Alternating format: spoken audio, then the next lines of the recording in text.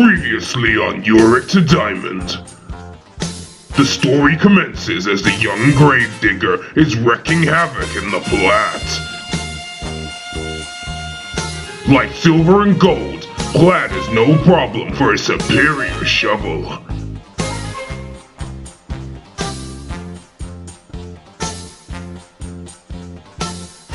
The journey was going too well, as he made it to Platte with time to spare.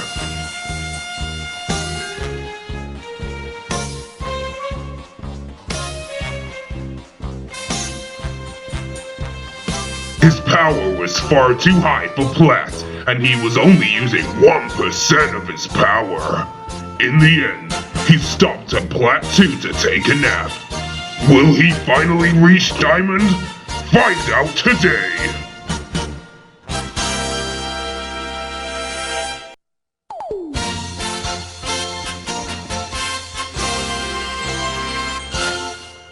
Alright guys, this is the final episode of my Yorick to Diamond series, and for our first matchup we're facing Akali. This matchup is better for the Akali, mainly because she's too mobile. She basically has 3 escapes, her E, her W and her ult, so it's pretty hard for a Yorick player to lock her down and kill her. But you still can apply good kill pressure by just doing good trades continuously. Here's an example here. I made sure I had some ghouls lying around. I landed my E, activated my ghouls and auto attacked her with empowered grasp, and that trade was good enough. There's really no point going deeper in for that trade specifically, because if I went in harder she would have done more damage to me and there's no point giving her free damage. And if you can keep up with the good trades and keep pressuring her, you can eventually kill her or drive her out of lane. Here's an example here of me doing continuous good trades and making her low. Also, during team fights you can deny Akali kills. Here's me using my W to zone her out so she doesn't jump onto Lucian.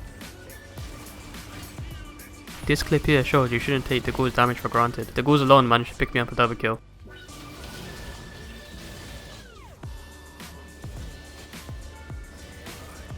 Here's a nice game changing TP I made. My TP splits the Jinx away from her team, making her vulnerable, and I get a free kill on her. After that I pick up Silas and then we get a free Baron, which ends the game basically. And for this final episode I'd like to emphasize how important TP plays can be. I really don't see it enough in the lower elos, and I can be a victim of that myself. When I'm tilted I don't really use it that much either, but it can really be game changing. So for our second game, we're laning against Gangplank. This is one of the easiest lanes you can get as a Yorick player, due to him being squishy and not having any escape to get out your W. You might get poked out for the first 3 levels, but after that you should be fine. Here's me taking advantage of his weakness. Just wait for him to overextend a bit like here. Make sure to land the E, which is pretty easy to do if you try to land it when he does his Q animation. Pop your corrupt import as soon as you land the E so you can get that movement speed, and he will be slow by then, so it should be easy to walk up to him. And just cage him in, it should be really easy for right next to him and kill him. A few minutes later I pick up another easy kill. I like the way Gangplank played here. He tried to juke the Jundle and me with my W. He could have actually outplayed me if I got hit by his barrels, but I managed to not get hit by it and eventually get him. Here's a pretty cool play I made. I should have dodged the barrels but I couldn't, and Vi was planning to get the first tower of the Herald. I use my W to cancel the Vi's Q, and I do get a bit greedy and overstay it after that. I get hit by the Vi combo, but with my movement speed from the corrupt import I managed to escape. I then use my W again to cancel the Vi's Q and get a nice kill.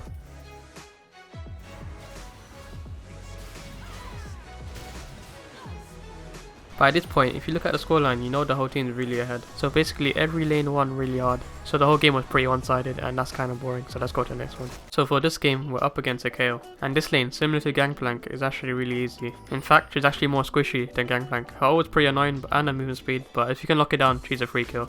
This KO was playing pretty safe, so it took me a while to get my first kill. Also, another tip I'd like to get across is don't use the Q straight away, because when she ults, it negates all the damage and that's pretty annoying.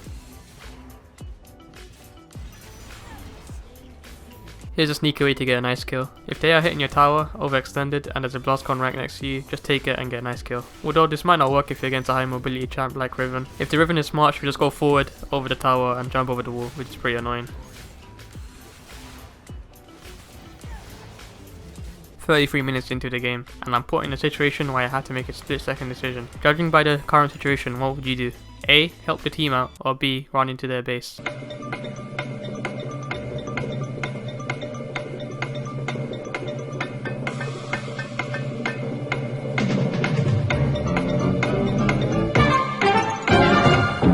If you picked B, congrats, you're probably not from NA. If you look at the map, you can see the inhib exposed mid, and the Sith minions are coming into base very soon. In this specific frame, you also see 3 people at the Baron pit. The other 2 we don't know yet. We also have 3 people at the Baron pit, with 1 more coming in from mid lane. If it does stay like that, it would be a 4v3. However, if the other team goes to help out, it would probably be a 4v4 or even a 5v4. And they can't really put 1 person in base because the Sith minions are closing in, so I can get the free inhib mid. And one thing you need to know about the psychology of a solo queue player is, it's like a herd mentality most of the time, so everyone follows each other, and if they see 1 person in the base, they're going to be very confused. And if they send multiple people to stop me, that's a free Baron basically. So at this point, everyone's distracted and I'm basically ending the game. Malzahar decided to stay back, which was good for me because he's one of the strongest people on the other team. So technically my team should win the team fight. So as I'm ending the game, we basically get the Baron, and that's the final nail in the coffin.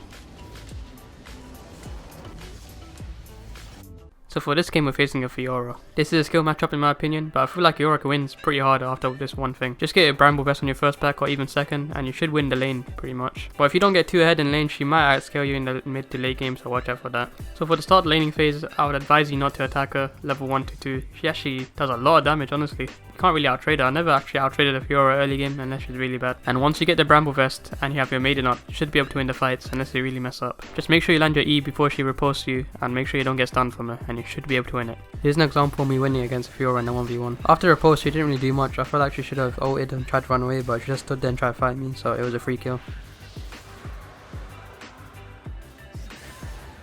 Here's me timing Lee Sin's clear speed and invading his jungle. I found him pretty low and picked up a nice kill, and honestly these type of kills that you get in their jungle really tilts them, so try your best to do these type of kills. Again, this game was pretty one-sided if you can tell by the score, so they FF pretty early.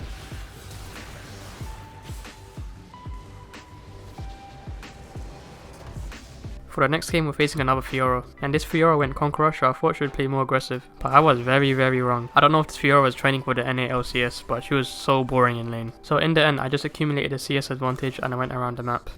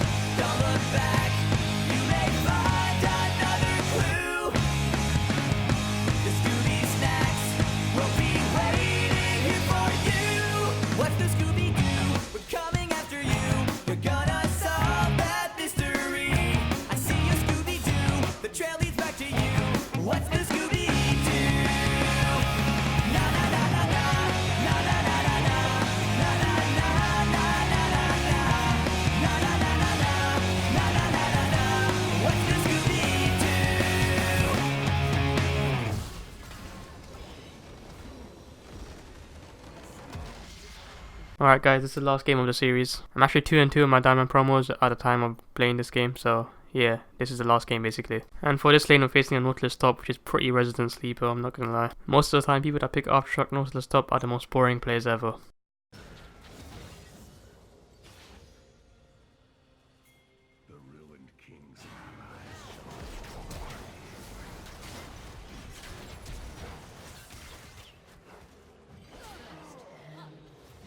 Thanks to this Diamond Kindred, I was at a disadvantage in lane. This game is a good showcase to show you that even if you're behind in lane, you can still 1v9.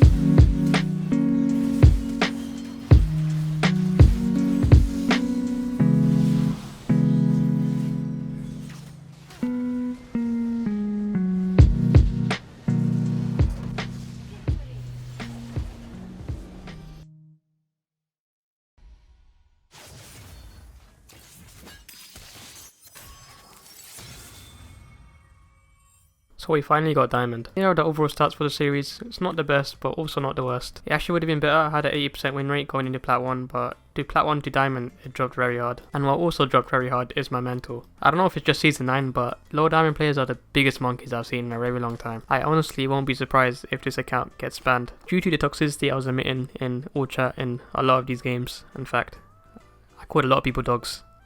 Definitely called a lot of people dogs. So for the follow-up to the series, I'm going to upload a full game commentary in Diamond because someone requested that some time ago. Don't know if you're still watching, but I'm making that video for you.